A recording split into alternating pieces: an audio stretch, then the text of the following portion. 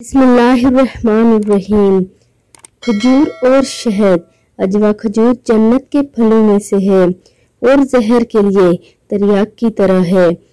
ربی بن حشیم کہتے ہیں کہ میرے پاس چچا کے لیے تازہ کھجور اور مریض کے لیے شہد کے سوا کوئی علاج نہیں، اور ابو صالح فرماتے ہیں کہ چوتھے دن کے بخار کے لیے گھی اور شہد اور دودھ کو ہمزون ملا کر پیا جائے۔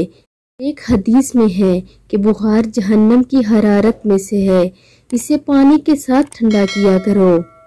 حضرت علی رضی اللہ تعالیٰ عنہ رسول اللہ صلی اللہ علیہ وآلہ وسلم کا ارشاد نقل کرتے ہیں کہ شہد میں برکت رکھی گئی ہے اور اس میں ہمہ قسم درد اور تکلیف کی شفا ہے۔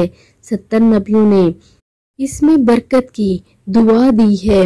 حضرت علی رضی اللہ تعالیٰ عنہ فرماتے ہیں کہ کسی کو جو بھی تکلیف ہو وہ اپنی بیوی سے اس کے مہر میں سے 3 درہم حاصل کرے، اس کا شہد دودھ لے کر بارش کے پانی میں ملا کر پیے تو اللہ تعالیٰ اس سے خوشگوار لطافت اور شفا جمع کر دیتے ہیں، اور بارش کا پانی تو ہے ہی برکت والا۔